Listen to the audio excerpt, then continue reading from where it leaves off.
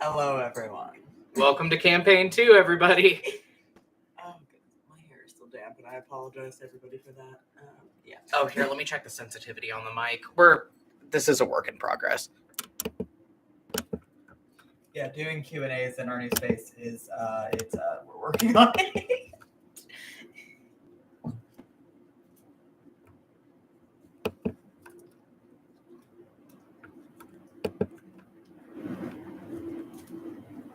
Okay, that should be better. There we go. Yeah, we've got the recording set up, but the Q&A setup is, it's a work in progress. Yeah. But yes, Campaign 2, it's here. Yes. So, yeah, just starting off our talking points for this Q&A. scheduling. Yeah, so the new Q&A schedule and the new posting schedule for episodes is gonna be different. If you listen to the postscript of Desert Song Episode 1, we're going bi-weekly. So, and also we've moved our release dates from Friday, which we were doing for Legacy Campaign 1, to Mondays. Just because I'm in a new job and I almost always work full double shift days on Fridays. Yeah, so Mondays are just easier. And that being said, for ease of everything, we've moved Q&As to the alternate Monday when we don't post an episode. So episode now. comes out. Yeah. So episode comes out on a Yes. Monday. The Yes. next Monday is going to be the Q&A. The next Monday is the Yes. next episode, essentially. Which also gives more time to come up with questions for our patrons and also anybody who's here live. Okay, that out of the way.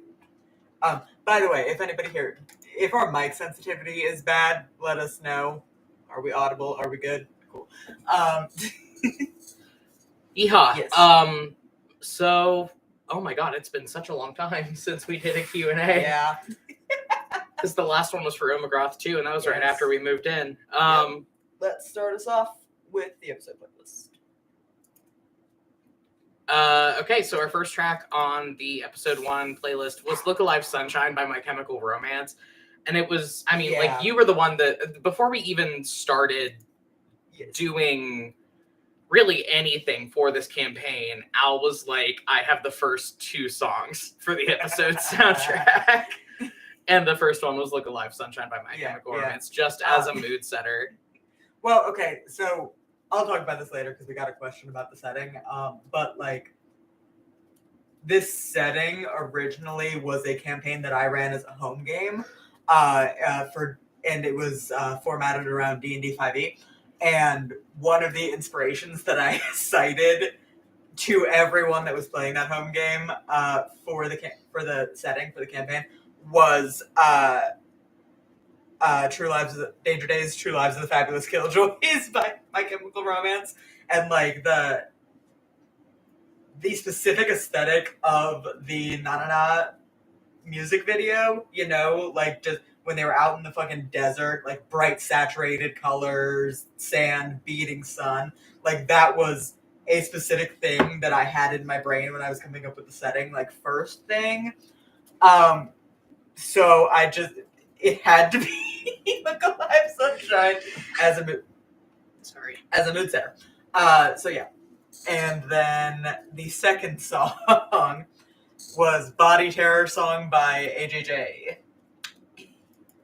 I liked it for the first K scene because, like, again, we'll talk about this later. We got a question that it's relevant to, but like, I liked it for the first K scene, which we had planned for ages.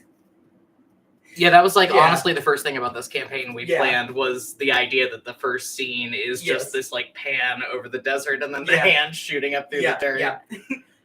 We had discussed when we first started discussing Body Terror Song, we were so upset that like it's not in our budget to license any actual songs. We use every track that we use has a free license. Or one that we pay for. Or one that we pay for, yeah.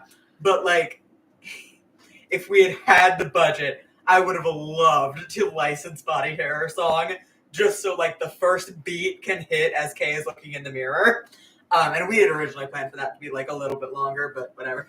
I'm so sorry that you have to have a body. Oh yeah. I'm very sorry that you have to have a body. I just like it. and also it gets very discordant towards the end, and it was a good. Again, this was very much a mood setter, but it I really am so sorry that she has to have a body. So are they. That's all I got.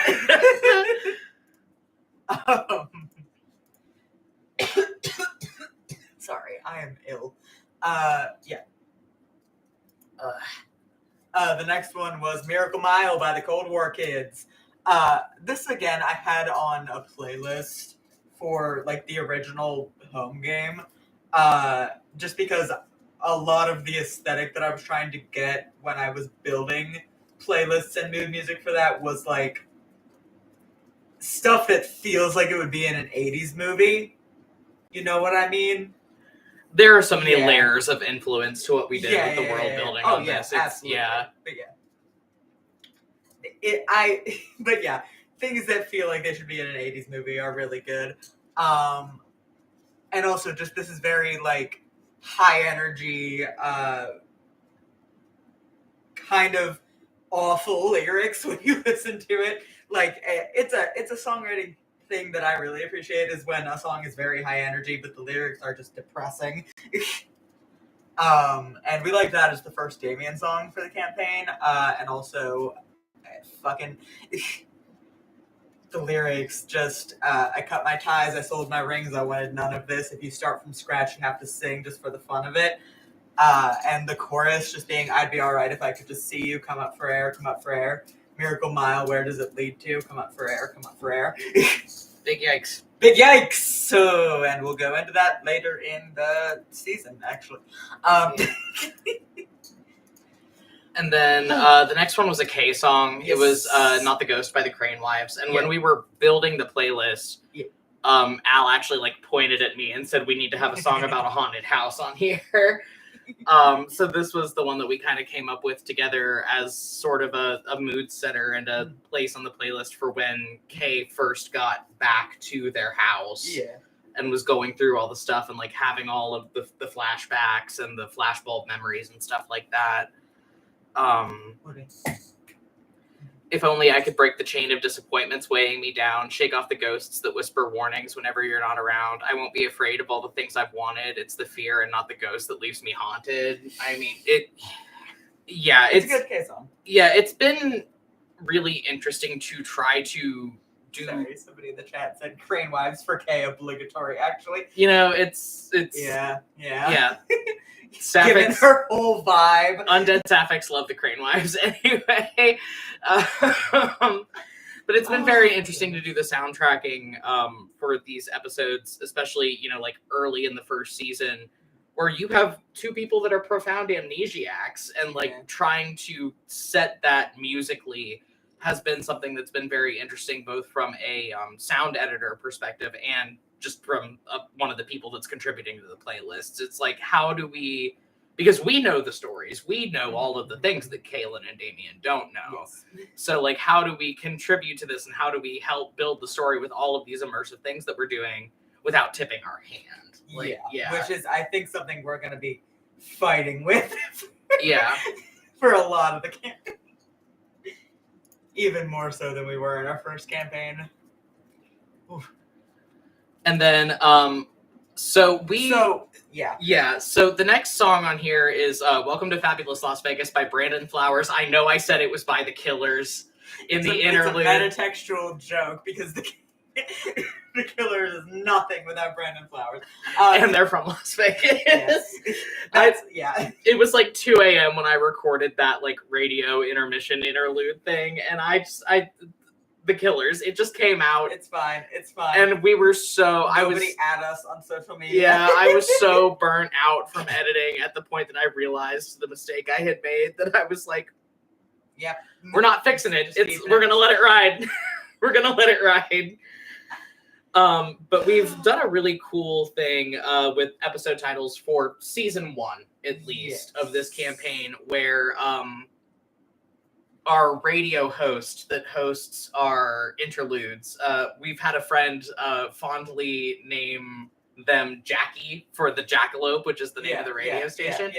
Our radio host is going to be ending every intermission broadcast with the introduction of a song. Yeah. And we're going to be putting that song in the episode playlists right in the middle. Very much an homage to Welcome to Night Vales and Now the Weather. Yeah.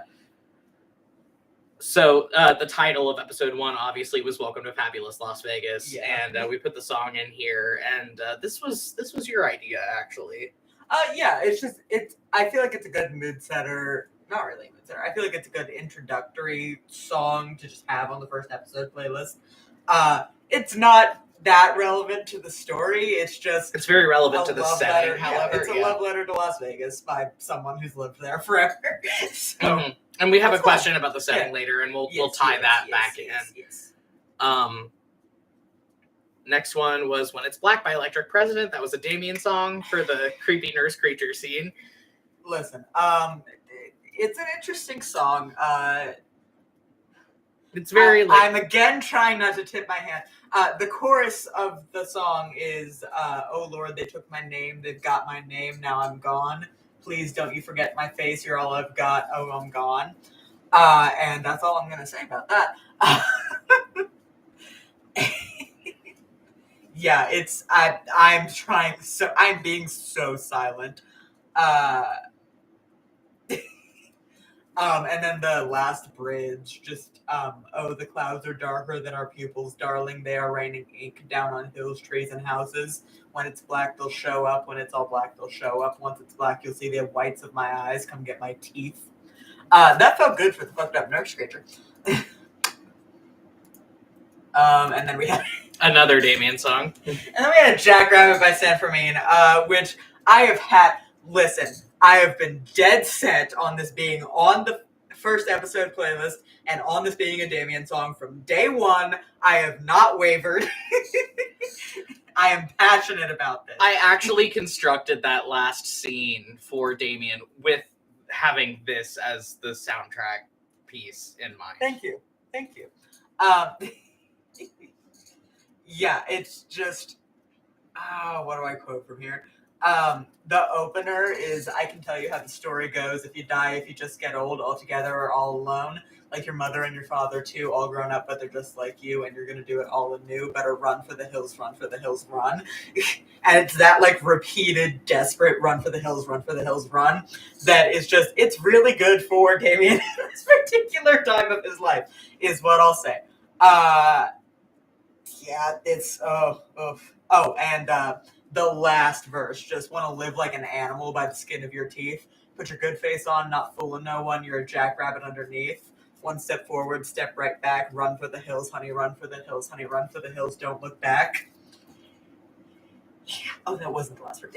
You know what I mean. You know what I meant.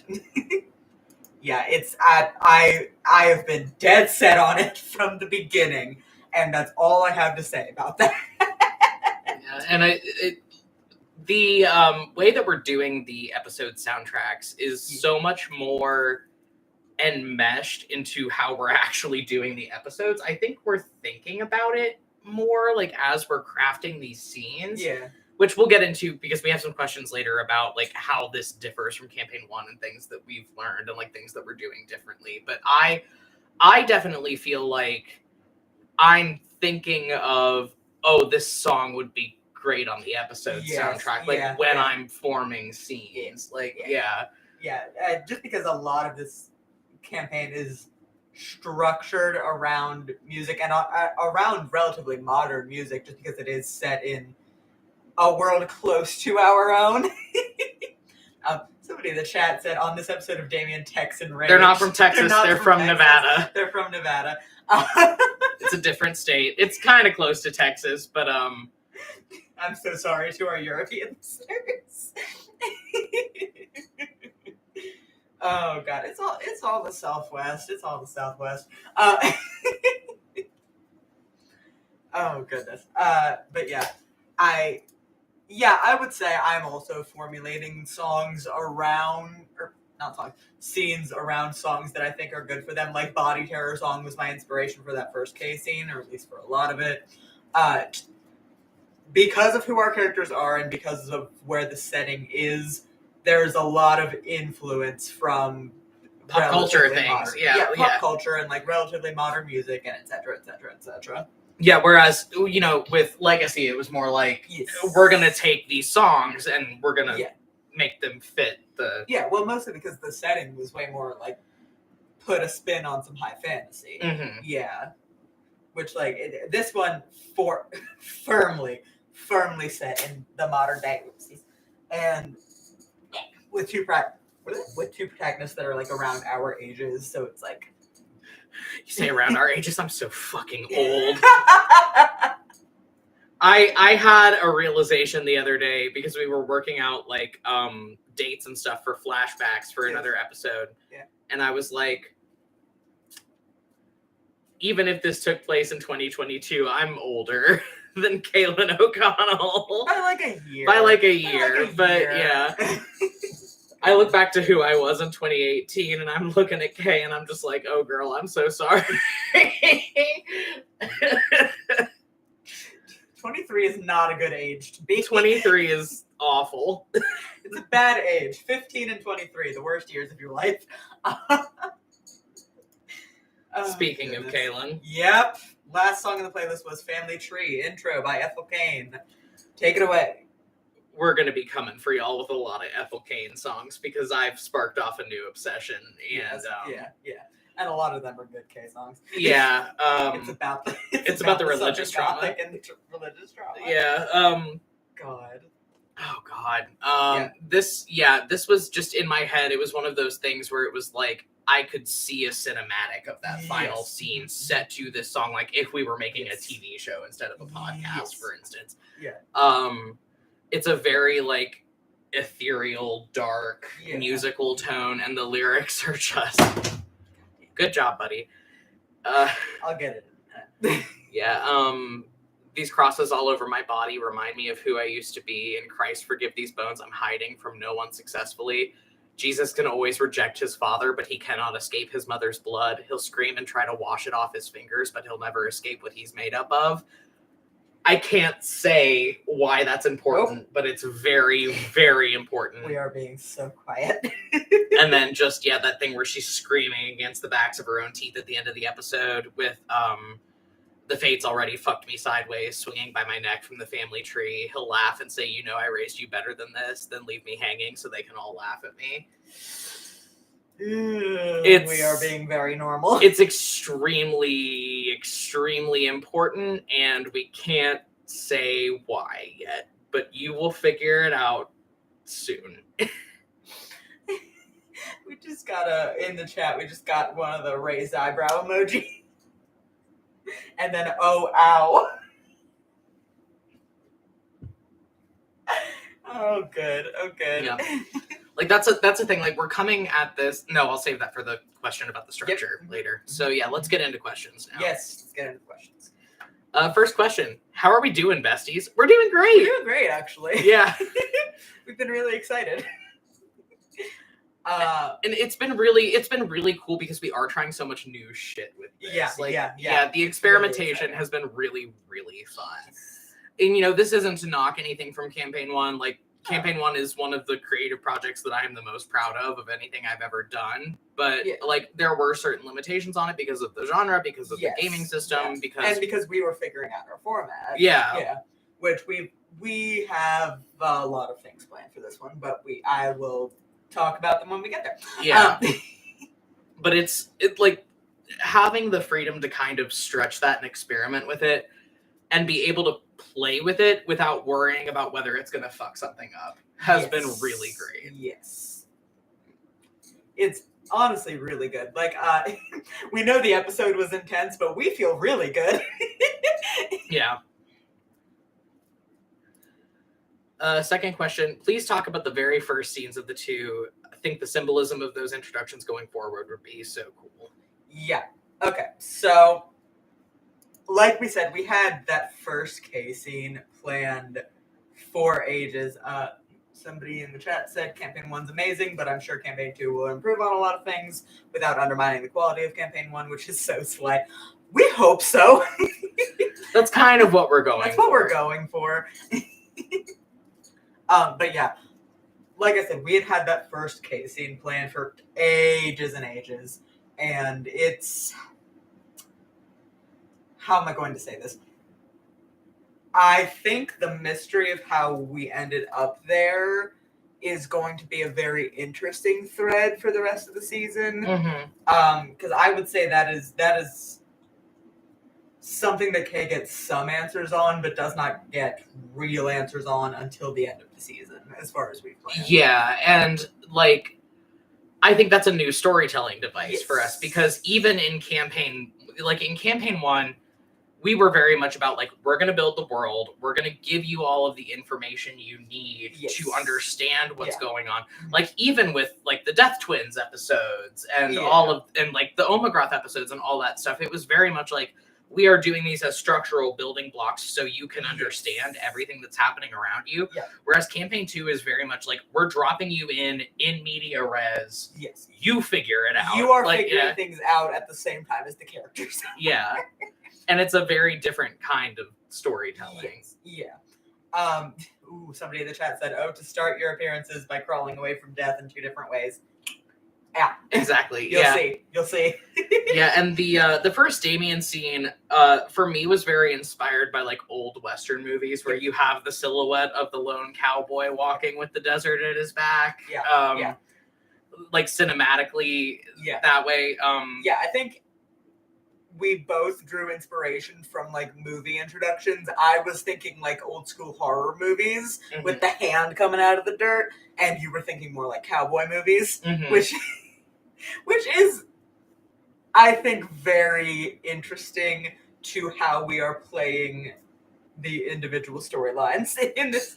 And I think there's something to be said for the fact that with these first scenes that we get of the characters, we are establishing that they are both starting out this, like, amnesiac experience in this chapter of their lives alone.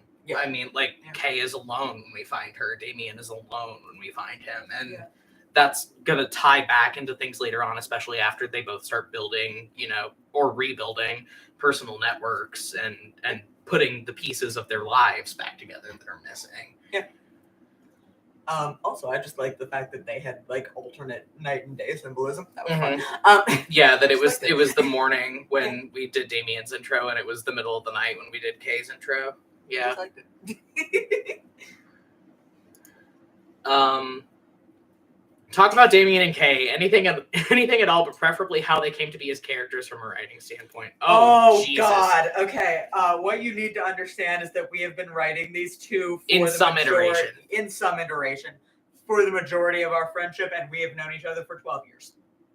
I would say we've been writing some iteration of Damien and Kay for a decade. No, I feel solid saying 10 years.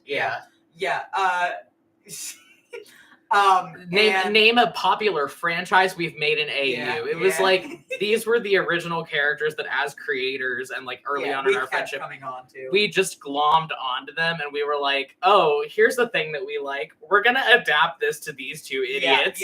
And we played around a lot with it, and, like, from their original iterations, they've had obviously a lot of story changes, but, like, they've changed. How we write them has changed. Their mannerisms have changed. They've gone through multiple identity changes each. Like, it's very much, we've been writing them for a long time. For a long ass time, and they have gone through it. And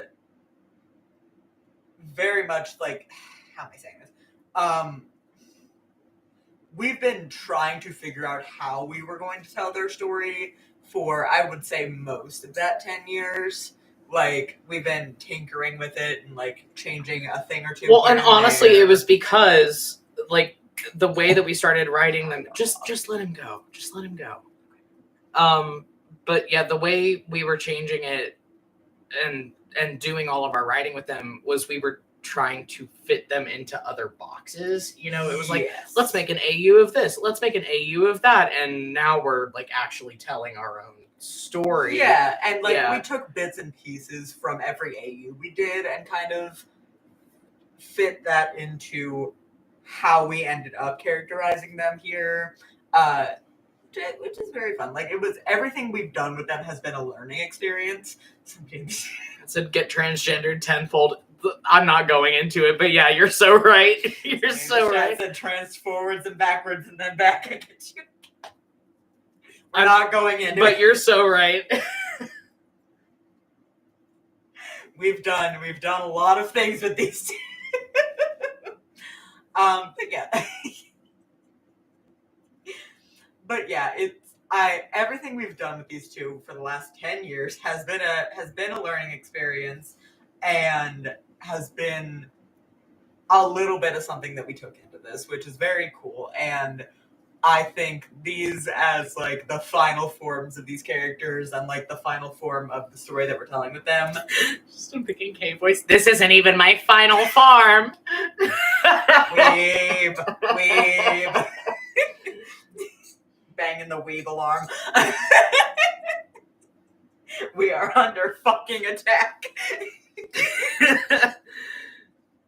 But yeah, I think it's interesting and it's very fun to have gotten to a point where we are telling the final original story form of these characters that we've been writing forever.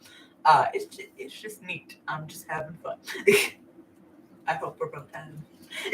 I know I'm having. Yeah, so let me go back to the question because it was kind of a multi-part question. Yeah. So how they came to be as characters from a writing standpoint, we've been writing them since before we could write anything worth writing. But yeah, but the final polished version was just something of, okay, we're going to take everything we've learned from the 10 years we've spent kind of percolating these characters and their family and their story, and we're going to put it out there. So it's what you are witnessing is the culmination of 10 years of deep character study, essentially. Yeah. And we are working so hard not to just word vomit on everybody on mic, because we just have so much, and we are working very hard to like drip feed everything that we've been writing for the last 10 years into it. Oh, goodness. But like I don't want to revisit too much of like the past versions of this because I feel like this is the final refined version. Like this is the version that we want people to see. But it's been 10 years in the making. So oh goodness. Tell us about the setting here. It's crunchy. Go. Okay, so my original concept for this setting, when I started out, I was thinking like very like the modern like urban fantasy, I think is the name of the genre, like kind of magic realism-esque deal. I was thinking desert setting. I was thinking bright saturated colors, very 80s action movie type shit.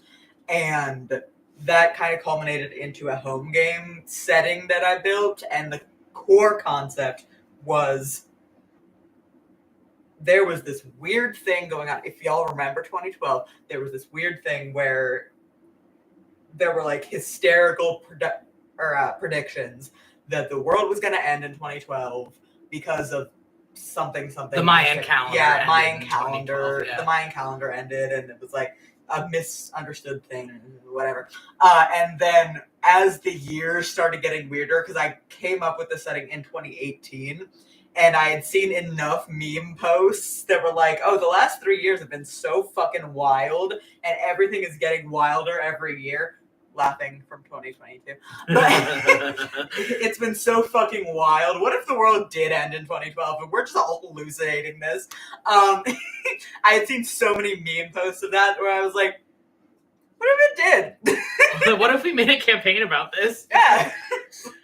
And the setting for that, like, when we were actually doing our story building and everything, when we decided that we were going to do this for campaign 2, it was like, what better place to set that story than Las Vegas, which like I have a deep abiding love for Las Vegas as a city. I spent a lot of time there when we were living on the West Coast.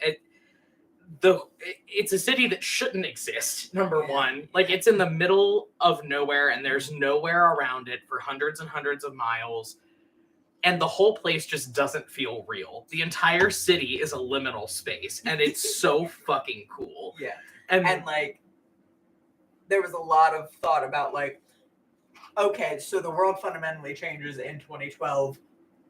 Why? And, like, we kind of set up a magic system around the idea of, like, mass belief, which is a concept that I've always found really fascinating when writing, like, fantasy-esque settings like that. I think that is a very powerful kind of magic system where it's just like, if enough people think this is true, then fuck it.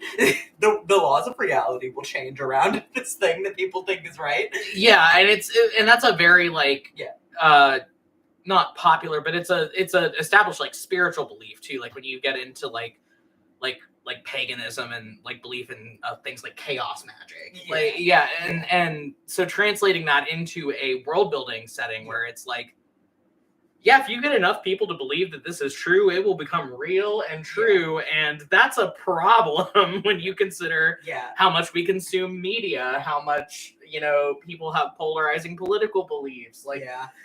When you have enough people believing in something, it can become a real problem. I will set something as a boundary, just to be clear. A boundary that I have put on the system is you can change the laws of reality and you can bring new things into existence. Your belief does not override anyone else's free will. Yeah. Even if it is a mass belief, like, you cannot force other people to take actions because of a thing that you and, like, 5 of your friends think is real.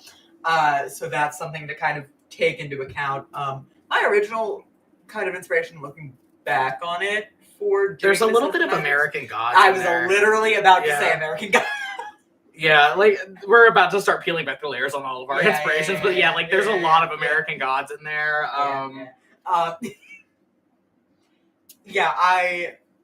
watched the TV adaptation, the first season of the TV adaptation of American Gods, not super long before I started drafting this campaign. I believe I was watching it as it came out, and I don't remember when that was.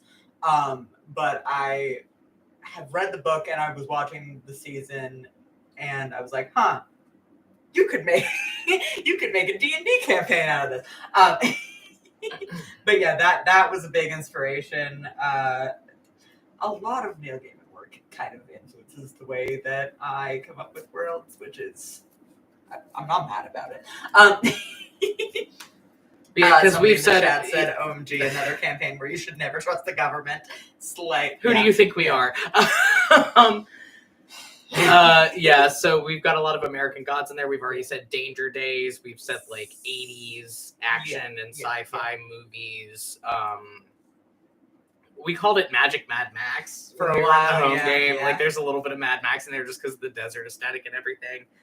And the saturated colors and the visual aesthetic is very much. Mm-hmm.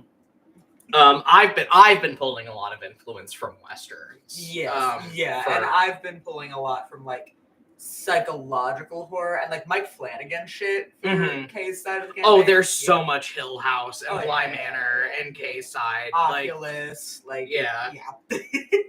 very. Isn't there one you're missing, besties? Is there something we're missing? Were you referencing the Sandman? I mean, obviously.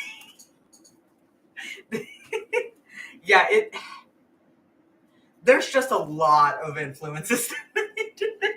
It's to peel back all of the layers of things that have influenced us when doing this campaign would be so difficult. Exhaustive. It would be exhausting and exhaustive. Think of all of the pop culture either of us have consumed ever. Because, like, in campaign 1, when we got asked these questions, like, what were your inspirations for this? Like, it wasn't as much affected. Like, I think we said, we had like with this, like, creepy scene we were doing with Leo, like, it was a callback to Anastasia, but, like, like, with this, it's like they're existing in the time frame of all of these pop culture references. Yeah. So I described the campaign as Supernatural meets Welcome to Night Vale jokingly to a friend a couple weeks ago. Like Supernatural, but Sam and Dean are both incompetent and have amnesia. And transgender, baby. Yeah. Twin Peaks also. Yep. Yeah, there's Yep, a huge yeah. there's a huge amount of Twin Peaks inspiration in here. Yeah. The current quote at the top of our social media bios is a Twin Peaks quote. Mm-hmm. It's good. Twin Peaks in the Southwest. Yeah, well, when we decided we were doing Monster of the Week, we were like, let's do it. Like, let's go horror media. Yeah. But let's go like surrealist horror. Yeah, let's go like and then let's make everybody transgender and just really bad at life. God. Oh, goodness. Because we are both transgender and very bad at life. Relatable. I saw somebody describe the Ghost Files from Watcher as the X-Files if Mulder and Scully were both incompetent, and that's how I feel about this show compared to like a Supernatural. We've also made Kay and Damien jokes with quotes from Ghost Files. Again, the pop culture references. When we say we've made an AU for everything with these motherfuckers, we've done it. Yeah. Yeah, but I think that's enough of that question. We rambled for a long time. Our next question was, how's the Monster of the Week format treating you? And talk about the themes of it because, are they interesting in relation to the episode? It's treating us really well. It's treating us really well. I think it fits a lot better with the way that we tell story and with the format, really. Yeah. Because, like, I'm not saying that D&D was, again, like, I'm not knocking Campaign 1. I'm not saying that Campaign 1 was bad, but there were moments in Campaign 1 where we were like, we have this story in mind, and how do we do that? It's hard to tell it with D&D. D&D is something that is very mechanical that people manage to tell great stories with. Monster of the Week is a system, and a lot of Powered by the Apocalypse systems are systems that are built for storytelling. Which I think it works better for our format. Like I'm sure in shows with larger casts, D&D is easier, but like it's just the two of us and we're just alternating. Yeah, and like that was like a big wall that we kind of hit with Campaign 1, especially towards the end, where we were like, there's so much more of this story that we still have to tell, and there's two of us and we have these two PCs and everything is done through their narrative lenses. So essentially we got into a place where it was like, we have to do bonus episodes for everything that we have left to tell. Like, that's where the Omegroth episodes came from. We were like, this is a like viscerally important part of the story. Yeah. We got to do a bonus episode about it. And like, that's where the Death Twins episodes came from too, because of the constraints that D&D as a system had put on two people that had a story to tell. Much of the Week is also easier because it does limit our cast size significantly, which is something that we ran into issues with. And because like when you're doing character sheets in Much of the Week, you are not picking classes, you're picking roles, like standard roles in a Monster of the Week show. Like the Mundane is your Xander from Buffy, the Wronged is your Dean from Supernatural, like stuff like that. The Spooky is your Sam from Supernatural. Your Caleb O'Connell. Is your Caleb O'Connell. She is just prototypical of the role, and I love it for her. But yeah, it's that kind of deal, which naturally limits the amount of characters we can have in sort of the driver's seat of the story. Like we're not overlapping them, even between teams. We're not overlapping the playbooks. Yeah, and it keeps us from getting into a situation where we've got two PCs running around with 20 people in tow, essentially. Yeah, because that became really hard. That was a mistake that we made in Campaign 1, I think. And like I wouldn't give up any of those characters for the world. I loved all of them, but like towards the end, it got very cumbersome, and it was like, and a lot of them got pushed aside in a lot of episodes, and it was a disservice to characters that we loved and wouldn't have given up. Like it, I think this works a lot better. I think limiting the cast is a good idea, given that it's just two of us. But yeah, so it's good for that, and also like again, it is a system that is built for telling stories, and it's a system that draws a lot from pop culture, which is what we're already doing with the campaign. And like that's a huge part of the world Yeah, building as well. So yeah, it works way more naturally. The thing that we're having issues with is remembering when to have each other roll.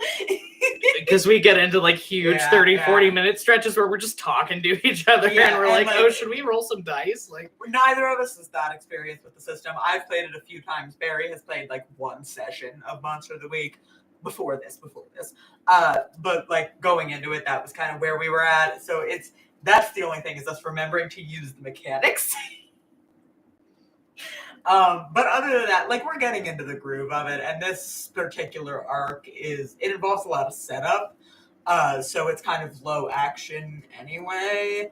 at least on Kay's side. Like, yes. yeah, Damien's side gets pretty high action at a lot of points. Yeah, but also there's a lot of action that he's not rolling dice for.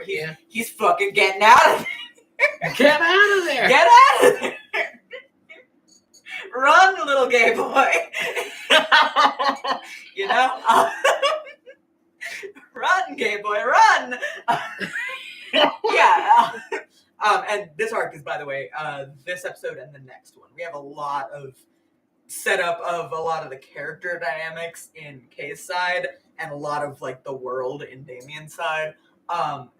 That's something we should bring up. Our decision to split the episodes with Casey and Damien scene, Casey and Damien scene. So that was something we noticed in Legacy season 1. Yeah. Was we ended up like just going back on our re-listen, like rereading through the transcripts. We were like, oh, this is really hard to follow unless you listen to like, all of the Leo episodes and all of the Fee episodes. Yeah, it was.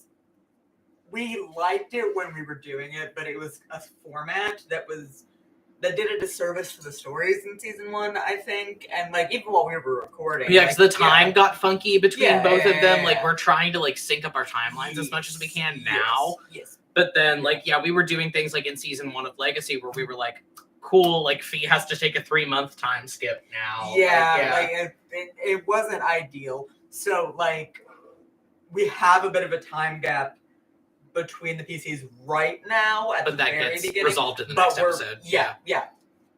Well, episode 3. Beginning of episode 3. But like we're catching them up and we're trying to have events go as concurrently as we can, and it's going to be much easier to follow if we're just alternating scenes in the episode. And we think it flows better, and we liked doing that sort of structure when Leo and Fee got back together in campaign 1. It's a better structure, we think. Yeah. Again, we're experimenting with our format. Yeah, but I think this is really working for us, especially because like even when we were doing like, oh, this is a whole episode with one character. Yes. There were places in season 1 of Legacy where it did drag, and whereas like the action is fucking going now in Desert Song. Like there is no dragging, there is no slowing down. Like individual scenes in this first arc are gonna be low action when we need to get exposition in, but like the episodes are not going to be without tension and without action. Mm-hmm. Like a couple of them were in the first season of Legacy, Next question. Tell me anything. I love this question so much. I love this question. The wording so is much. so good. Tell me anything about Kaylin. I'm sorry. End sentence. I have problems, and she's the epicenter of them. I'm blending her for a smoothie. It's my favorite question that we got. I love it so much. Blending her for a smoothie. Kaylin. Cringe fail girls are so important. I want to say that Kaylin O'Connell is like if someone's gender was the phrase girl help, but really Kaylin O'Connell's gender is if someone was the phrase help girl. Oh, girl. A joke that we have been making for months is K-Boys. It's always girl help and never help girl. Yeah. You know what I mean? Caitlyn is a girl in the way that like Bloody Mary is a girl.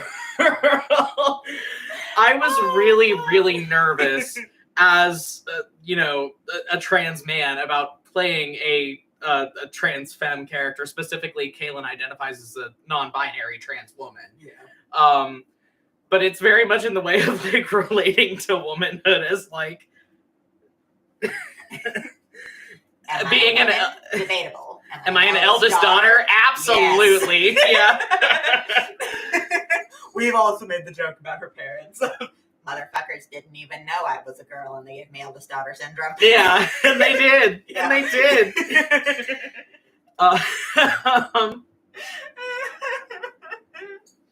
That's been a really which is so weird because I have been writing and playing and exploring Kaylin for years and years longer than I did with Leo. Yeah. But it's been a very interesting readjustment with coming into the show with it because we did see Leo get very white knuckling life going, I'm so normal, everything is fine. But that was a character development thing. Like he started very like Machiavellian and devil may care and like he didn't really give a shit about everything. Just starting with Caitlyn just being like, I'm fine. Everything is normal and I'm cool. Some girls are just white knuckling a jar of sun butter, just trying to get through the day. I love her so much. I am the number one Kaylin O'Connell stan. I have been for years. I'm obsessed with her. I love her. I want the best for her. Her plot's gonna be a little fucked up. They're my pal. They're my best friend. Pal. She's my best friend. My rotten soldier. My sweet cheese. My good time girl. But I love her so much. I love her so much. So yeah, it was very. I've also used the phrase a lot lately. Her autistic girl swag enchants and bewitches me. Yeah, it's been very interesting to go from like this, going from my character in campaign 1 who at least started out very, like Leo was cool. He had swagger. Like, people liked him. He was charismatic. He was a shit in season 1. But yes, he was a cool shit. But he was a cool shit in season 1 that had a lot of charisma. Yeah, and then you go to Kay, who has I think she has like what, -1 to charm. I think so. Yeah. Yeah. She has the lowest charm we could give her. Like no charisma.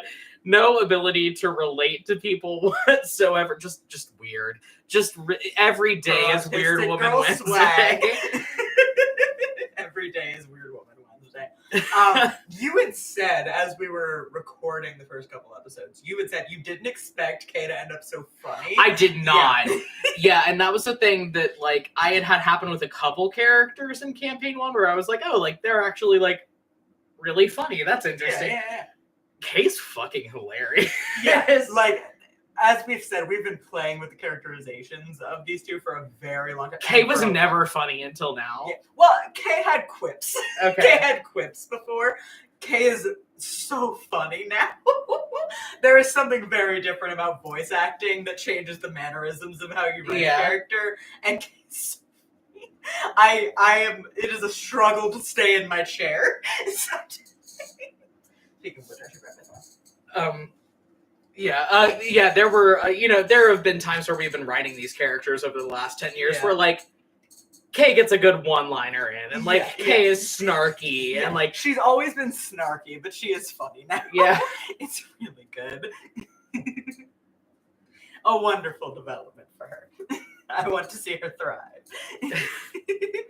Well, we're going to be waiting a bit on that. But yeah. Oh goodness, I just like her a lot. I just like her. It's hard to say what we can actually give in the way of information, just because we are being so quiet and so careful about spoilers. Well, and like in the current narrative lens, like how much does Kaylin actually know about Kaylin? Yes. Like not a lot. Yes. Like But I just like her. They're my pal. They're my best friend. There is some characterization in being a person with a peanut allergy that orders Chinese food regularly enough to have a bowl of fried rice desiccating on her desk. And that's one thing I will say about her. That paints a picture. Something dialing up the Chinese place. I'm here for a good time, not a long time. It also says she orders takeout enough to know a Chinese place that won't fuck her over. She knows a Chinese place that will actively not use peanut oil or peanuts near her food. Yeah, which is something we'll see in later episodes Yeah. that I don't feel bad about spoiling. Kaylin cannot cook. They cannot cook. Like, that is one fact. Yeah. We make so many jokes about it. Oh my god. Anyway, that was that question. How was the production of this first episode compared to season 1? Or campaign 1. Campaign 1, sorry. Especially comparing the making of both first episodes, considering how much has changed since then. Well, the first episode of campaign 1 was a Yes. split POV, which I think is interesting coming back to it now. Yes. But I'm wondering what would have been different about the first season of campaign 1 if we had stuck with that structure. Like, it's not like a would have, could have, should have like thing. I'm just thinking like, oh, like that. Yeah, that structure would have been like very different. Production is way harder now because episodes are longer. We're doing a lot more with sound design because we're trying to bring in the horror elements through a lot of like environmental sound effects and things like that, like you heard with like the galloping of the hunters and the coyotes howling and the piano slam, like, which I thought was really well done. I do all the transcripts, and I was doing the transcript for episode 1, and the piano slam made me jump. I was like sitting in my chair like that got me. That jump scared me.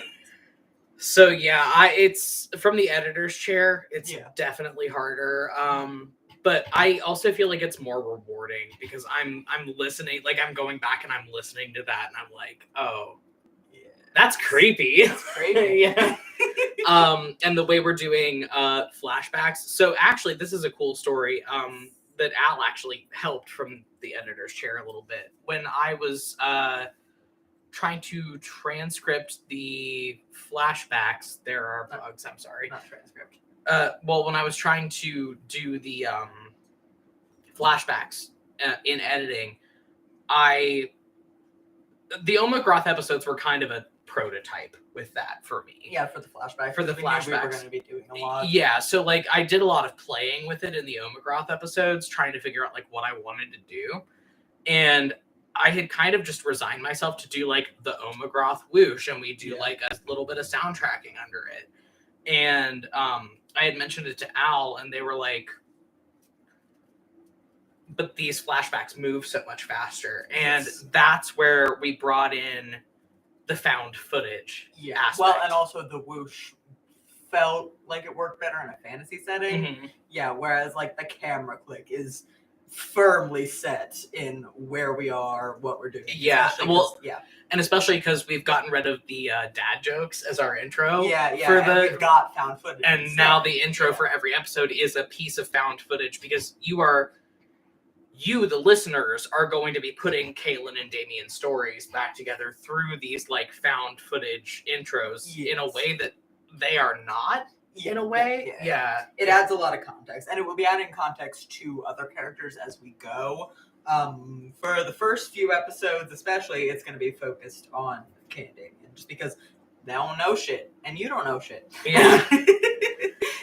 So yeah, the idea of having all of Kaylin's like flashback scenarios and like flashbulb memory scenarios being like home video reels was something that got brought up. Yeah, it was really good, especially with the ages that they are. Like, because speaking of someone born in the late 90s, those like home videos are something that sticks in my brain. Just the very specific quality of like a camcorder home video when I was a kid. Yep. It just, oh, it hurts.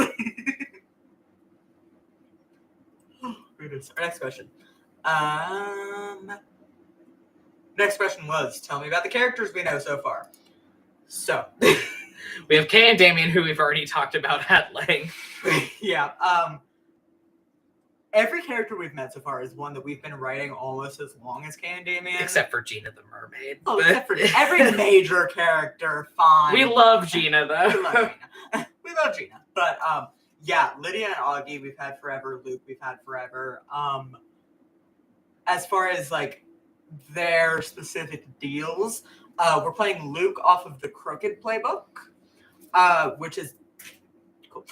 Which is like a slick con man thief type. You know what I mean? He runs a fake cryptid museum in a world where cryptids are fucking real. We set like his crooked archetype as the charlatan. He's lying all the time, and he's lying people out of their money. But goddamn, he's cool. That's kind of a Gravity Falls influence for me. He was very Grunkle Stan, yeah. He's Grunkle Stan, but he's young, hot, and fucking. I'm not gonna say that on camera. He's young, he's dumb, he's hot. That's all he's got. And then tell me about the rocket scientist, Augie. Oh, my Augie's beloved. Not one of the characters that we have off of the playbook. He's kind of a tertiary character, but I love him. He's a guy. He's guy of all time. He's just. I think it's very fun to kind of hold him up against the glass next to Lydia, because like it's very much a situation of, as we see more of their dynamic, it is going to be very obvious what their childhood was like and how they are reacting to both of them being autonomous adults. The way that Augie is reacting to being an autonomous adult is that he's here to party, damn it. Like, we're going into this, but like their mother was extremely young when both of them were born. Like she wasn't, in the timeline we've established, she wasn't 20 yet when Lydia was born. Mm-hmm. And Lydia's 3 years younger than Augie. Mm-hmm. So like there was a lot of parentification of Augie at a young age. And like Lydia mentioned, he was very responsible when they were young, and now that Lydia is a grown-ass woman, he's gonna party. Yeah. And Lydia Antonov, my beloved, we're playing her off the mundane playbook because, she kicked in the door with a shotgun. Look at her. And also, I want you to forget every other point we've ever made on this podcast. Forget everything we've said about family. Forget everything we've said about the resilience of the human spirit. The real point we're trying to make with this show is that butches are the backbone of our society. Yeah. Also, when we decided to play her off the mundane playbook, I had in the back of my mind, because the progenitor, I don't know if I'm saying that. Progenitor. That's it. Of the mundane character type, or at least one of them, is Xander from Buffy, and I just think that when you are looking at a character who is a Joss Whedon self-insert, you have a moral obligation to make a butch lesbian that does it better. Yeah. You have a moral obligation to replace every Whedon self-insert with a nice butch who is doing better. So that's a lot of Lydia. Take a mundane character that has complicated romantic feelings for the protagonist, make her actually cool. We've done a lot of talking about how complicated shit's gonna get with Kay and Lydia. Buckle up. We have a lot of thoughts. We're not setting her as an endgame love interest. We'll see what happens through the course of the campaign as far as love interests for the PCs. Yeah, we didn't go as hard on like potential love interests as we did in campaign 1, but because like Kay and Lydia have a history. Yeah, well, that was another thing we did in campaign 1, where we were like, you have A, B, C, D as your romantic interests, and we both knew like you have A, B, C, D as your romantic interests, and we like acted accordingly. That is not happening now. We're just doing it more organically, but we're just playing around. You know what? Gay people will be friends with their exes. We People know. will be friends with their exes. We know. We are. There is this is not a spoiler. We'll meet everybody else in Kay's close friend group next episode, but like there is a fucked up homoerotic X triangle in there. It's just that Kay dated everybody. Kay dated 2 of her friends in high school, and they also dated each other briefly, and that's unfortunate. And they're all still close. And that's just how it is when you're gay in high school. Oh goodness. Last question. Open Yes. question time in the chat. If you want to hear Yes. us talk about anything else, Yeah. just go ahead and put it in there now. Yeah, But we're coming up on an hour, so we'll do like 5-10 minutes of that. okay. And our last question was, that last scene, those last scenes from both perspectives. Tell me anything about them. I'm delighted by how horrific those were. The last K scene was also something that I had in my brain for a long time. Just specifically that last shot. Should have gotten out while you still could. Should have gotten out while you Well, still she was could, like paralyzed kid. and screaming. Yeah. That was in my brain for so long because it is a good. I'm not gonna say that. I'm being so quiet. That was one of those Hill House things. Like Yes. I felt a lot of like the Hill House Bly Manor influences. Like oh yeah, and I'm being quiet too. I was gonna say the thing with Nell and the necklace. So but, quiet. We are being so silent. Yeah. Should have gotten out while you still could, kid, was something that I had in my brain for a really long time. It's just because a lot of what I'm doing with Kay's storyline in season 1 and what I have planned out for the narrative is very like psychological horror and like inherited trauma focused horror. A haunted person living in a haunted house is Yep, essentially yep, Caitlin's story for season 1. Yeah. Like, yeah. And it's very like the whole thing with the garage was kind of a metaphor that I was doing. Like the fact that the words that I chose for that scene were like, it is pressing in on you, it is oppressive, it is suffocating. Like it was very much, I was trying to like evoke the metaphor of all that inherited trauma along with all that inherited shit in the garage. Mm-hmm. That was fun. Yeah, and like having to explore that through Yeah. the lens of somebody that like doesn't remember or know.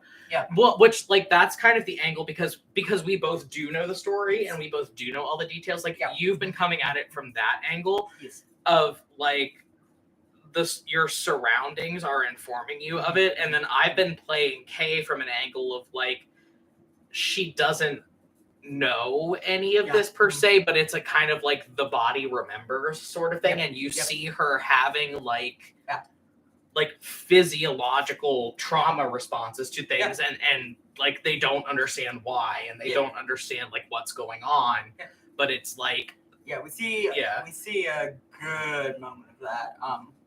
Next episode we see a really good moment of that. I like it.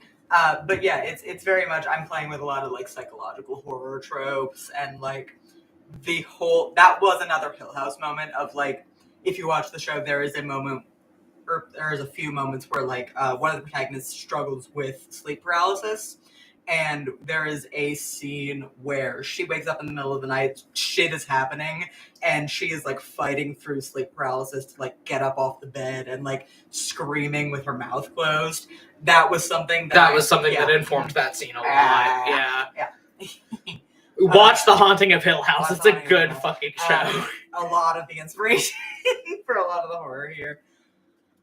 Very interesting. But yeah, we had that a lot in mind, and again, just that line of should have gotten out while you still could, kid. I can't talk about why it's important, but it's a really good thing to have set up at the very beginning.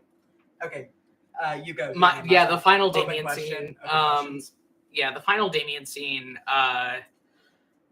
I was coming at it from the position of I knew I would be editing it, and I knew like what kind of sound effects I wanted under it, and it was very much about the tension, and like for a lot of Damien's early things in these first couple arcs, I'm kind of like shooting directly for that innate human fear of the hunt and that innate human fear of being chased and followed. And that was what I angled that whole scene around. Like, yes, it was a huge world building thing. Like, we got that big lore dump from Luke. But that, like, sound design part at the end where you could hear the hounds and you could hear, like, the riders approaching. And that was more like, I would say, surrealist horror with what happened to the Emporium, with like the night Yeah. growing claws and like coming up out of the ground and Yeah, just like yeah. swallowing the It was- whole thing. to me, it felt very Eldritch. Yeah. Just something that is so big you can't conceptualize it, Mhm. doing catastrophic damage to the world. Yeah. So it was not that, which is something that I'm finding really cool about what we're doing, is that our flavors of horror are very different. Like whenever we're doing stuff with Kay, it's all very like psychological horror. It's all like very deep inside of their head. Like, whereas with Damien, it's like watching world-ending shit happen. And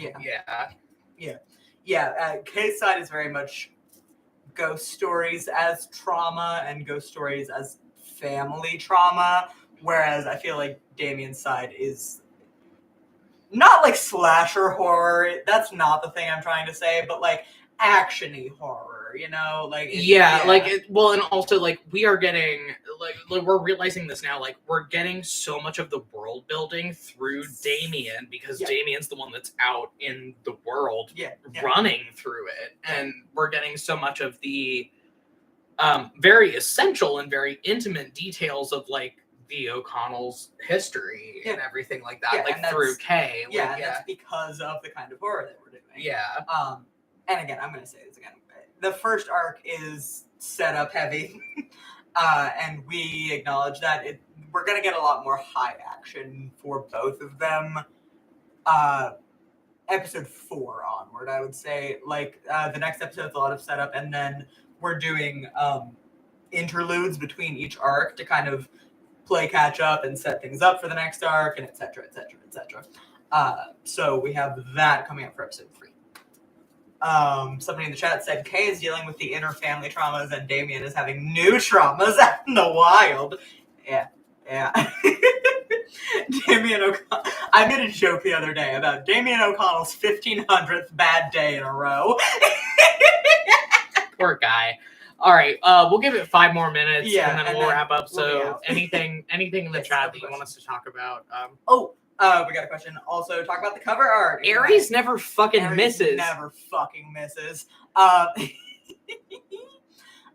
believe we said that we wanted more of a background for this one, but like the details of the background were mostly Aries. Like the eyes out in the shadows, we never told them anything about that, but it actually works so well. I think what we pitched was like a desert scape, like a kind of a more simple kind of atmospheric thing with them caught in the headlights of an oncoming car. But we were thinking that like from a lighting perspective. Yes. But they actually drew it like from the dash. You could see the dashboard of the car. It feels way more visceral than we thought it was going to, and I like it. I like it a lot. I like it a lot. It's really good. And like I really like the posing because I don't think I like the posing. I like the expressions because that was not something that I think we had planned out at all. No, we didn't. We sent them the reference that we sent them the Sims that we had made for Kay and Damien. We made Sims, and we had explained like some of the physiological things that were going on with Kay because of zombie shit. Yes. So, and then we told them that we wanted a silhouette made for the teaser, and then they sent us that thing with Kay's eyes glowing out of the shadow. That was, and we were like, "Oh my god!" Blank silhouettes, but that like those little light sources.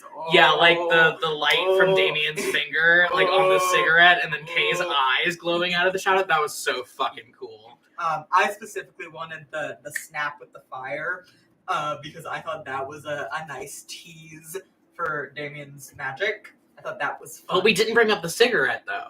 Yeah, I think that was such a cool thing that they did. Yeah, that was really cool. That was a really good way to incorporate it. But yeah, I was like, I really like the expressions because that feels very character establishing for how they're going in season 1, and that was something Aries was in the home game that this is kind of adapted from. So I think they're very familiar with Kay and Damien. Yes. Yeah. So I think that's where that inspiration was coming from.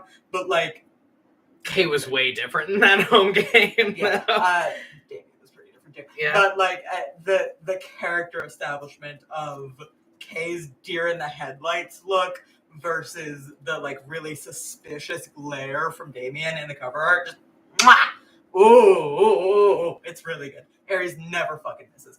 Open question in the chat. We got talk about Kay's eyes briefly. Actually, they seemed like interesting. So you had talked about how you had designed Kay based off Yes. of In the Flesh, which was a zombie show, British zombie show from a while back. I watched it because it was going around in a specific arena of Tumblr.com, and I really enjoyed it at the time. So like I based kind of the pupil thing off of that, and like the weirdness of the eyes, because like in the show that's a big point of like how the zombies work.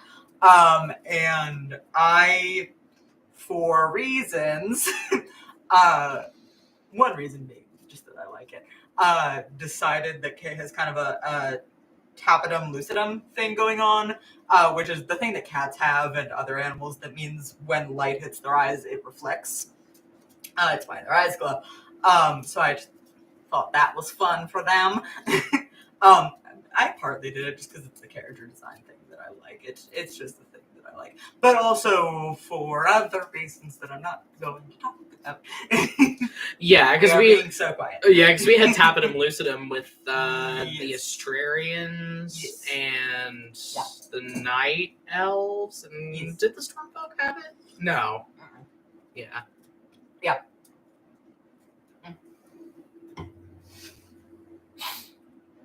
Somebody in the chat said, "Oh, to be Corbish and also swell." Oh goodness. We're gonna do like another 5 minutes. But yeah, the eyes were an interesting character design thing that I liked. And also, originally I had pitched a concept that didn't make it into the cover art, which is fine. Like it didn't matter that much. But I had pitched that Damien's eyes were also weird because of fucked up magic things. And I just thought that was kind of a nice parallel thing originally, of like setting up that neither of them is Normal. strictly Yeah. a normal human anymore. Yeah. And it kind of sets them